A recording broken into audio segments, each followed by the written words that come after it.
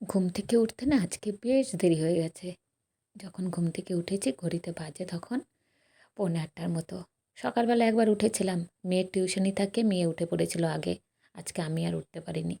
মেয়ে উঠেই বলল, "মা 6:30 বেজে গেছে, উঠে পড়ো তাড়াতাড়ি।" ওর সাথে সাথে একদম ঘুম না ভাঙার মতো অবস্থা, ভালো লাগেনি উঠতে, তবুও উঠতে হলো। কেননা ওকে একটু খাবার দিতে হবে, ব্রাশ করাতে হবে, এইসব কাজগুলো তো করতেই হবে। তো যাই হোক, তখন উঠে না ওকে একটু হরলিক্স খাইয়ে টাইয়ে দিয়ে ওকে টিউশনে পাঠিয়ে দিয়ে আবার শুয়ে পড়েছিলাম। কেননা একবার যদি ঘুমটা ঠিকঠাক মতো না হয় না, সারা দিনে কিন্তু এনার্জি পাওয়া যাবে না। যখন দেখবে ঘুম ঠিকঠাক হয় সেই দিনটা কিন্তু তোমার আলাদাই এনার্জি থাকে, অনেক এনার্জি পেয়ে কাজ করতে শুরু করা যায় কিন্তু।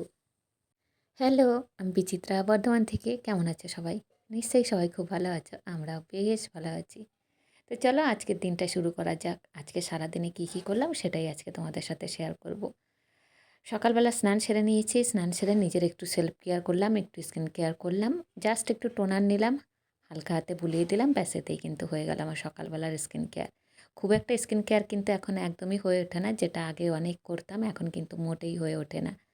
যদিও করতে ইচ্ছে করে, শরীরের প্রবলেমের জন্য, সময়ের অভাবের জন্য কিছুই করে উঠতে পারি না। তারপরে আসলাম রান্নাঘরে, একটু চা করলাম আমার জন্য আর আমার যে হেল্পিং হ্যান্ড আছে তার জন্য। দুজনে মিলে চা খেতে খেতে মেয়ে এসে পড়েছে টিউশনি থেকে। টিউশনি থেকে এসে আবার অনেক কাজ এসে পড়লো।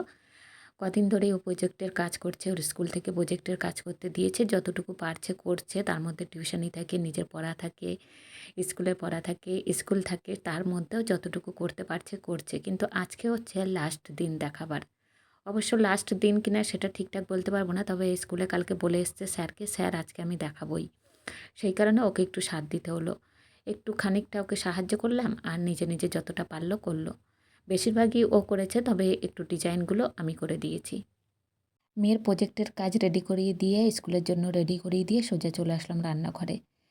উপরের এই যে কর্নারগুলো কিন্তু অগোছালো নোংরা হয়েছিল, সেটা একটু পরিষ্কার করতে হতো, সেইগুলো এখন পরিষ্কার করেছি। যদিও অনেকে ভেবে থাকো তোমার তো মেড রয়েছে, তাহলে কেন তুমি এই কাজগুলো করো। আসলে সব কাজ কিন্তু তাকে দিয়ে করাই না। যখন আমার হাতে খুব অল্প সময় থাকে তাকে দিয়ে কিন্তু সব কাজ করানো হয়। আর যখন যেটা আমি বলি যে ওটা করো সেটা করো, সে সেটাই করে। আর আমি যদি বলি না ওটা আমি করব, আমার জন্য রেখে দাও, সেটা পড়েই থাকে আমার জন্য। আর সব সময় সব কাজ সবাইকে দিয়ে হয়ও না, আবার আমাকে দিয়েও কিন্তু সব সময় সব কাজ হয় না, যার কারণে কিন্তু সবাই সবাইকে সাথ দিয়েই চলতে হয়। সকালবেলা মেয়ে যেহেতু মুড়ি খাবার খেয়ে স্কুলে যায়, তাই ও মুড়ি খাবারের জন্য দোকানে পাঠিয়েছিলাম। আমাদের পাশেই গ্রামের মধ্যেই একটা দাদার দোকানে, দাদা ওরা নিজেরা চপ ভেজে বিক্রি করে, তো সেখান থেকে চপ এনে মুড়ি খায়। আর এখানে সুবিধা হয়েছে আমার, অনেকটা টাইম বেঁচে যায়। তারপর ঘরে মেয়ে অনেক সময় অনেক খাবার খেতে চায় না, মুড়ি খাবার সময় অনেক ঝামেলা করে।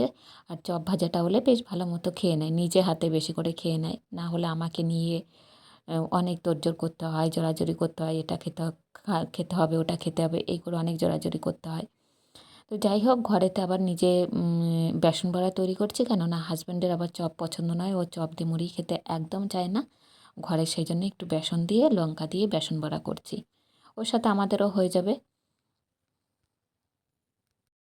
প্রথমে হাজব্যান্ড বলেছিল থাক আর কিছু করতে হবে না, আমি খাবো না, বাইরে কিছু খেয়ে নেবো। তো আমি ভাবলাম প্রতিদিন যদি এরকম বলে, প্রায় দিনই ঘরে কিছু বারণ করে করতে, কেননা ওই জানে যে মেয়েকে নিয়ে একে তো আমি ব্যস্ত থাকি সারাক্ষণ এই টাইমটা, আবার ওকে নিয়ে ব্যস্ত হয়ে পড়লে খুবই কষ্ট হবে আমার, সেটা ভেবে ও হয়তো কিছু বলে না।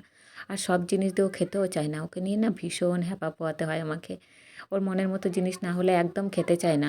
মাঝে মাঝে না খুব রাগও হয় যে পুরুষ মানুষের আবার খাবার নিয়ে এত বাজ বিচার কিসের। আবার মাঝে মাঝে কষ্ট হয়, এত বেলা হয়ে গেছে, কোথায় না খেয়ে বেরোবে, রাস্তায় কোথায় খাবার পাবে কি পাবে না, তারপরে সারাদিন কি খাবে সেটা নিয়েও একটা মাথায় চিন্তা থাকে। আর যদিও ও খাবার খুব একটা খেতে পছন্দ করে না, একটু একটু খায়, যেটা খায় খুব ভালো জিনিসটাই খায়, কিন্তু একটু একটু খায়। হাজব্যান্ডের মুড়ি আর আমার মুড়ি একসাথে বেড়ে নিয়েছিলাম, ভেবেছিলাম যে একসাথে বসে খাবো, পরে দেখলাম আমার তো পুজো দেওয়া হয়নি, হঠাৎ মনে পড়ে গেল। তো যাই হোক, ওকে মুড়িটা দিয়ে আমার মুড়িটা আলাদা করে রেখে দিলাম, যে পুজোটা দিয়ে তারপরে খাবো। মাঝখানে পুজো টুজো দিয়ে সমস্ত কিছু কমপ্লিট করে মুড়িটাও খেয়ে নিয়েছি। তারপরে এই যে অনেকটা বেলা হয়ে গেছে, রান্না বসিয়ে দিয়ে ওই যে খাবারগুলো সকাল থেকে খাওয়া হয়েছে, সেই চা খাবারগুলো, চা খাবারের যে প্লেট কাপ সব থাকে, সেই খাবারের জিনিসগুলো এই যে ধুয়ে নিলাম একটু। আর তার সাথে একটু জুতো, মেয়ের জুতো, আমার চটি, অজন্তা যেগুলো পড়ে রয়েছে কদিন ধরে, সেগুলো ধুতে হবে।